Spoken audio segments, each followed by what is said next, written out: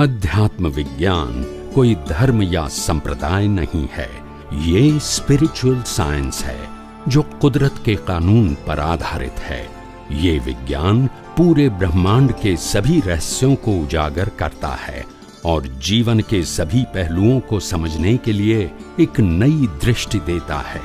इसी को art of vision कहते हैं, दुनिया को देखने की एक नई दृष्टि, जो अध्यात्म विज्ञानी परम पूज्य स्वामी श्री कमलेशानंद जी के निर्देशन में सनातन सत्य का अनुसंधान कर हमारे जीवन को प्रकाशित करे।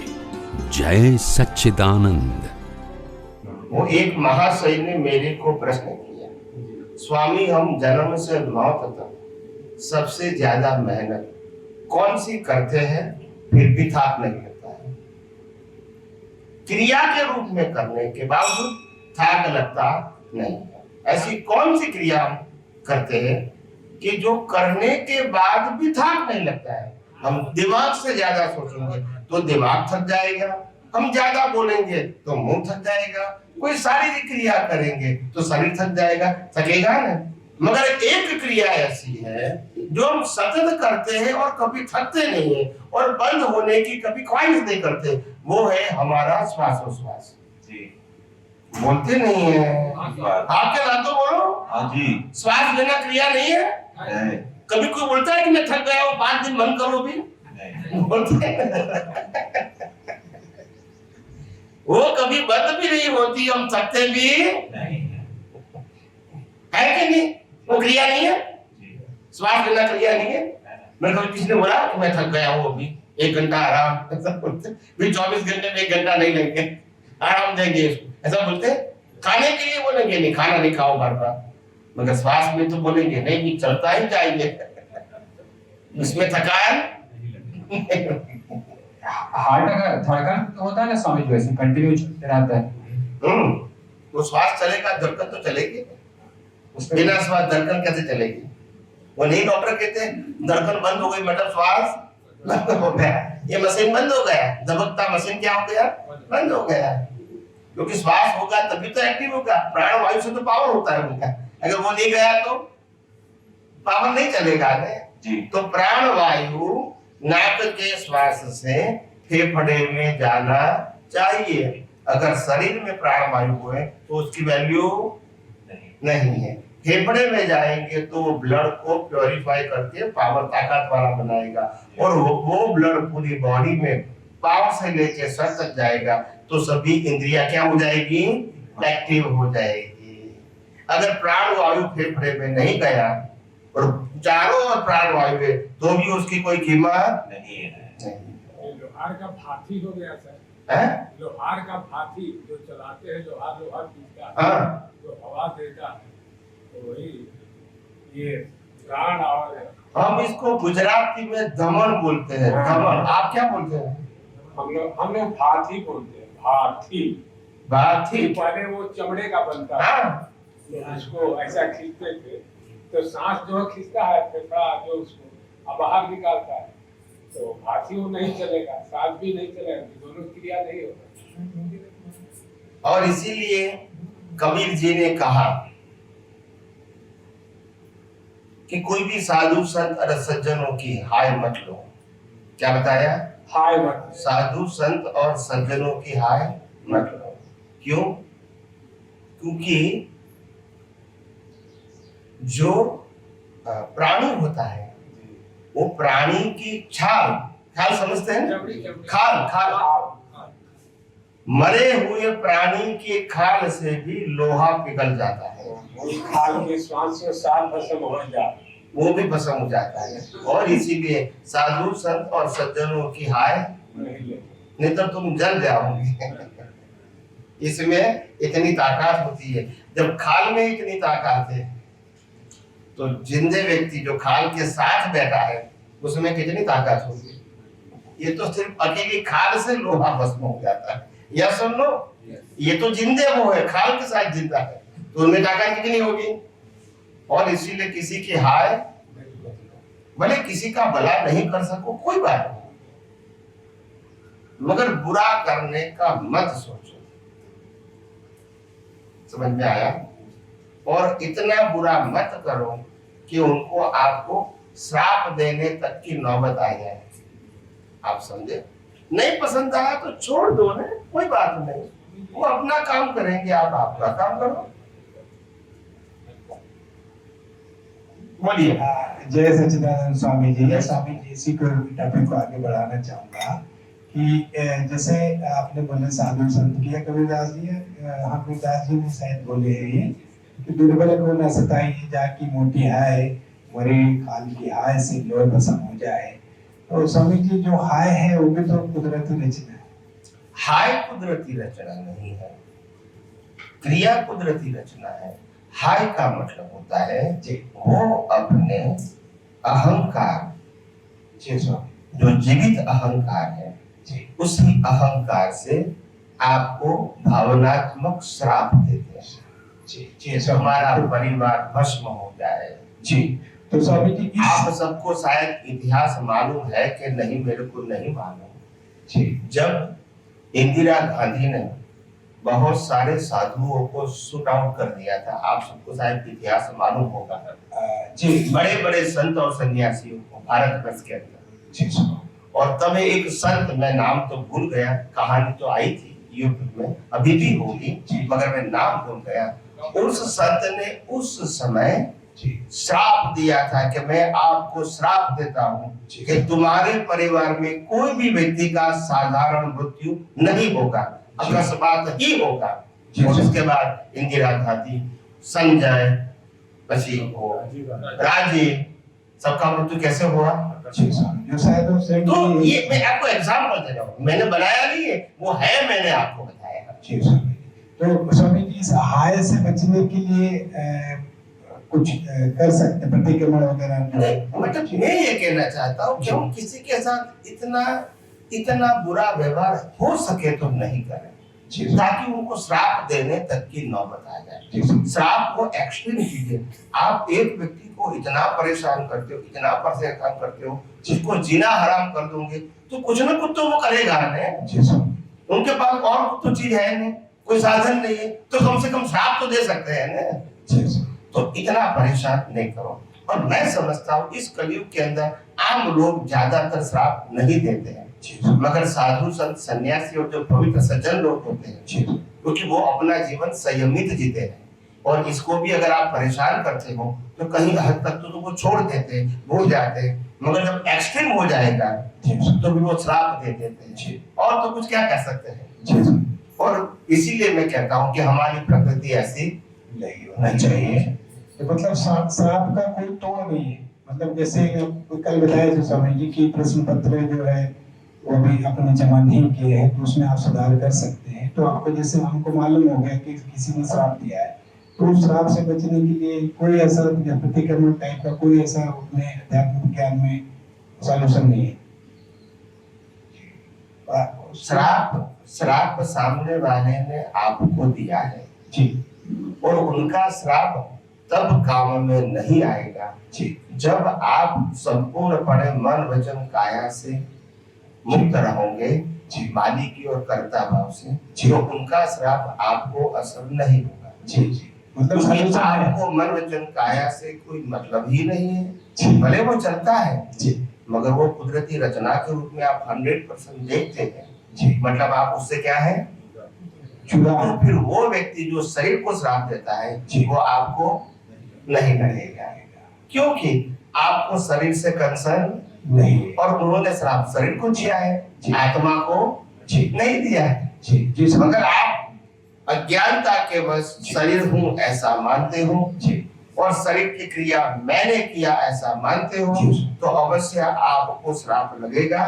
और ये नहीं तो नेक्स्ट बर्थ में भी भुगतान करना पड़ेगा और कोई रास्ता नहीं है। परंतु स्वामी जैसे किसी को टोटल को ना सताइए, तो जैसे कोई किसी को सता रहा है, तो अभी हम देखते हैं भी प्रैक्टिकल जो है, अभी जैसे कुछ एक फिल्म आई है जो अभी फेमस हुई है, सभी जानते हैं, और उस टाइम हुआ भी था जो कश्मीर में हुआ था 90 में, तो वो भी तो एक तरह से दुर्बल को सताइए वाली स्थिति थी। और अगर हम ज्ञान की दृष्टि से इसको देखते हैं तो ये तो कुदरती रचना होगी, तो फिर सताइए और कुदरती रचना को थोड़ा समझाइए स्वामी जी। जो हो गया जी वो कुदरती रचना थी जी उसमें कोई क्वेश्चन नहीं है जी मगर जो हो गया जी वो समाज के लिए सामान्य बात नहीं थी बिल्कुल सर, तो समाज में तो रिएक्शन आएगा ना बिल्कुल आएगा ये ज्ञानियों के दृष्टि की बात है जी मगर समाज जो चलता है जी वो तो रिलेटिव सत्य से चलता है जी स्वामी यस और नो Yes. मैं किसी के पास बिजनेस करूंगा जी। और माल दूंगा जी। तो पैसा नहीं मांगूंगा जी, ऐसा स्वामी। कहूंगा कि कुदरती रचना नहीं बोलते नहीं है और जी। नहीं देगा तो मैं प्रयास भी करूंगा अगर उससे भी नहीं देगा तो मैं कोर्ट में भी जा सकता हूँ जी स्वामी ये सामाजिक धार्मिक या व्यवहारिक सत्य है जी स्वामी और ये प्रकृति के अंदर रोल के रूप में लेकर आए जी स्वामी क्या बताया रोल के रूप में लेकर आए और उस रोल में भी मैंने किया वो मानने की जरूरत नहीं है ये कुदरत ने करवाया जी स्वामी आपको बिजनेस करवाया इसी को माल दिया जी फिर माल देने के बाद पैसा नहीं दिया जी स्वामी फिर आपने प्रयास किया जी स्वामी फिर भी नहीं दिया फिर आप कोर्ट में गए जी तो स्वामी ये सभी प्रक्रिया कुदरती रचना ही है जी स्वामी ये आपने किया नहीं है जी। ये कुदरत आपको करवा रही है क्योंकि इस प्रकार की प्रकृति या कर्म का रूप लेकर आए जी मगर उसमें कोई भी अवस्था में आप मानोगे कि मैंने किया जी उनकी वजह से किया जी वो आपकी अज्ञानता है अज्ञानता है जो कहवा उनको देगा और आपकी प्रकृति को जी। दोनों को कुदरती रचना ही देखना पड़ेगा जी स्वामी तभी आपकी दृष्टि वास्तव में वितराग बनेगी जी स्वामी और कोई चमत्कारिक रास्ता नहीं है ठीक है धन्यवाद स्वामी समझ में आया जी स्वामी बोलिए। जय सच्चिदानंद स्वामी जय जी। सच्चिदानंद ये दादाश्री का एक स्टेटमेंट है कि માણસમાં ઊંઘવાની એ શક્તિ નથી, જાગવાની એ શક્તિ નથી, જાગવાની શક્તિ નથી, જાવાની શક્તિ નથી, આવવાની શક્તિ નથી, કોઈ પણ પ્રકારની શક્તિ એનામાં નથી. મનુષ્યમાં ફક્ત ચાર્જ કરવાની શક્તિ છે અને તે પોતાની સ્વતંત્ર શક્તિ નથી. એ ડિસ્ચાર્જના ધક્કાથી ચાર્જ થઈ જાય છે. જો ચાર્જ કરવાની એની સ્વતંત્ર શક્તિ હોત ને તો પછી કોઈ દાડો મોક્ષે જઈ શકત જ નહીં, કારણ કે પછી એ ગુનેગાર ગણાય અને ગુનેગાર થયો એટલે મોક્ષે જઈ શકે નહીં. इसमें क्या कहना चाह रहे हैं? लास्ट छिल्ली बेली की फिर थी बोलो जी जो ચાર્જ કરવાની એની સ્વતંત્ર શક્તિ હોય ને તો પછી કોઈ દાડો મોક્ષે જઈ શકત નહીં, કારણ કે પછી એ ગુનેગાર ગણાય અને ગુનેગાર થયો એટલે મોક્ષ જઈ શકે નહીં. क्या कह रहे हैं इसमें दादाश्री? वो दादा ये कहना चाहते जहां तक आप चार्ज करते हो जी तो चार्ज अज्ञान से ही होता है, ज्ञान से नहीं होता. ओके मगर वो चार्ज दो प्रकार का है. अच्छा एक चार्ज अज्ञान को बढ़ाने के लिए है अच्छा और दूसरा चार्ज अज्ञान को मिटाने के लिए, ओके जिसको हम कहते हैं चार्जिंग तो है हाँ जी मगर वो चार्जिंग मोक्ष मार्ग के लिए लायक और सहायक है, और दूसरा चार्जिंग है वो संसार के लिए लायक और सहायक है. तो संसार के लिए लायक और सहायक है जी वहां तक तो आपको बंधन रहेगा ही, ओके मगर मोक्ष मार्ग के लिए लायक और सहायक कर्म चार्ज करते तो उनका रिजल्ट तो आएगा हाँ जी मगर मुक्ति के मार्ग में आगे जाओगे. ओके और 1 2 3 अवतार में सभी प्रकार का अज्ञान खत्म हो जाएगा, तो आपको वो भी मांगने की जरूरत नहीं है मोक्ष मार्ग के लिए लायक और सहायक संयोग मांगने की जरूरत भी नहीं पड़ेगी. जी मगर अभी स्टेप के माध्यम से जब पूर्ण नहीं हुए हैं और एकदम से पूर्ण नहीं हो सकते हैं जी तो हमको स्टेप बाय स्टेप आगे जाना पड़ेगा पड़ेगा. हमारा गोल तो है हमको फर्स्ट फ्लोर पे जाना है, जी क्या बताया, फर्स्ट फ्लोर पे जाना और हम ग्राउंड फ्लोर पे खड़े हैं जी और हमारा गोल क्या है, फर्स्ट फ्लोर मगर ग्राउंड फ्लोर से फर्स्ट फ्लोर जाना है जी तो बिना सीढ़ी नहीं जा सकते. और सीढ़ी के जितने पगथिया है हाँ, हाँ, उसको भी पास करना. पड़ेगा इसमें कोई भी स्टेप गलत नहीं है, और हमारा डेस्टिनेशन भी, नहीं है, ये दोनों बात समझना है, गलत भी नहीं है और डेस्टिनेशन भी नहीं, और इसीलिए मोक्ष मार्ग के लिए लायक और सहायक संयोग जी वो गलत भी नहीं है और डेस्टिनेशन भी नहीं है, मगर सहायक है। अभी समझ में आया हाँ जी, कि नहीं आया? आया है। इसमें एक बात जो कही है दादा श्री ने कि डिस्चार्ज ना धक्का थी चार्ज थे, जैसे इसमें क्या कहना चाह रहे हैं? डिस्चार्ज नॉर्मली जो अज्ञानी लोग कर्म का चार्जिंग करते हैं जी वो डिस्चार्ज के आधार से ही करते हैं। ओके मतलब बताऊंगा, जी अज्ञानी लोग का विजन है रिलेटिव सत्य। ठीक है, क्या है? रिलेटिव सत्य जी, और रिलेटिव सत्य वाला विजन क्या कहेगा? ये अच्छा है और ये पूरा है अगर मैं गुस्सा करूंगा जी, पर मेरे पास ज्ञान है कि गुस्सा करना अच्छा नहीं है, तो मैं कॉज क्या डालूंगा? गुस्सा नहीं करना, मैं अभी करता हूँ अच्छा मगर कॉज क्या डालूंगा? नहीं करो, तो ये कॉज कैसे बना? डिस्चार्ज के आधार, धक्के से। हाँ जी, आधार पॉइंट अभी आज मैं चोरी कर रहा हूँ जी, मगर मेरे पास ज्ञान है कि चोरी, नहीं करना चाहिए, मैं पुरुषार्थ क्या करूंगा चोरी नहीं करना चाहिए, और क्रिया क्या करूंगा? चोरी तो चोरी करने के धक्के से ही मैंने पुरुषार्थ किया है ना। अगर मैं चोरी नहीं करता तो मैं कहूंगा कि चोरी नहीं करूंगा। नहीं, और अगर कोई व्यक्ति ऐसा भी है चोरी करता है जी। और वो कहता है चोरी करनी चाहिए, हाँ ये जी। तो पैसा कमाने का आसान रास्ता है, तो वो भी पुरुषार्थ है।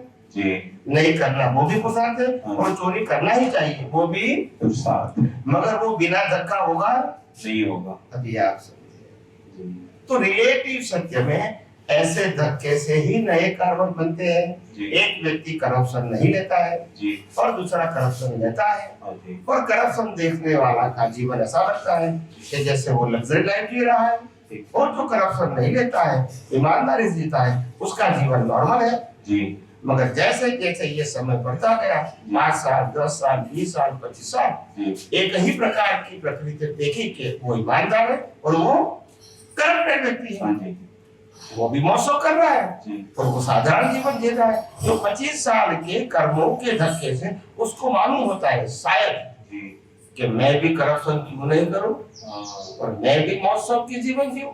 जी तो वो करप्शन नहीं करने वाला करप्शन करने का भाव भी, कर सकते हैं, और जो करप्शन कर रहा है जी और मौसम कर रहा है जी, उसको लगता है कि भले मैं कर रहा हूँ, पैसा ले रहा हूँ जी। और आनंद प्रमोद कर रहा हूँ, हाँ, मगर ये रास्ता सही नहीं वो क्या भाव करेगा?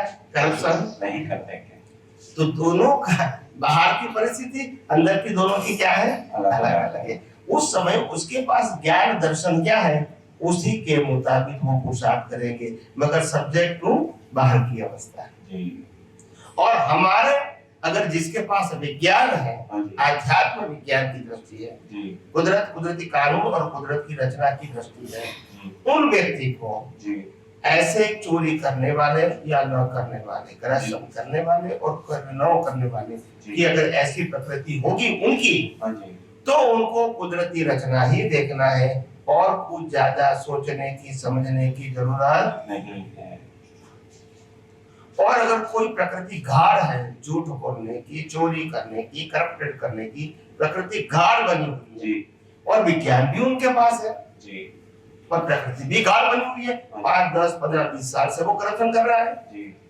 झूठ बोल रहा है, चोरी कर रहा है लंबे समय तक, जी, जी तो उसको ये पुरुषार्थ करना पड़ेगा। हे अंतर्यामी परमात्मा, जिस प्रकार की मेरी प्रकृति कई सालों से है जी, वो ऐसी प्रकृति मेरे को नहीं चाहिए, क्योंकि ये प्रकृति मोक्ष मार्ग के लिए लायक और सहायक नहीं है। इतना ही करेक्शन बस, जी यानी साइन तो नहीं करना है, भले 25 साल से मैं करप्शन कर रहा हूँ, जी, मगर इस प्रकृति के ऊपर मैं साइन तो नहीं करूंगा जी और लंबे समय के लिए मैं कर रहा हूँ, क्योंकि वो कुदरती रचना है। जी, मेरे पास कोई ऑप्शन, नहीं है, क्योंकि ये मन वचन काय का क्रिएटर ऑपरेटर डिस्ट्रॉयर मैं, नहीं, और इसीलिए मैं कल बंद करूं। ऐसी फ्रीडम कुदरत ने किसी को दिया नहीं है, कुदरत ने श्वास लेने तक की भी फ्रीडम, नहीं दी, तो मैं बंद कैसे करूंगा? नहीं कर सकता, मगर मैं भाव पुरुषार्थ तो कर सकता हूँ जी। कि इस प्रकार की प्रकृति भले 25 साल से चल रही है करप्शन करने की, जी मगर है परमात्मा ऐसी मेरी प्रकृति जी, नहीं होनी चाहिए, क्योंकि ये प्रकृति मोक्ष मार्ग के लिए लायक और सहायक नहीं। बस। जी। तो साइन नहीं करोगे तो वो प्रकृति कैरी फॉरवर्ड नहीं होगी। और साइन कर दोगे तो फिर क्या होगा? Carry forward. आप करप्शन नहीं करते हो, जी। मगर किसी व्यक्ति की करप्शन की प्रकृति देखकर भी आपने साइन कर दिया कि नहीं ऐसा तो हमको भी करना चाहिए, तो आपने क्या कर दिया? साइन कर दिया। तो फिर नेक्स्ट मंथ में क्या करोगे? करप्शन करेंगे। तो ये बातें हमको समझनी पड़ेगी। जी, ठीक बात है। समझ में आया? हाँ जी, हाँ जी, हाँ जी। क्लियर हो गया? हाँ जी, हाँ जी। ओके।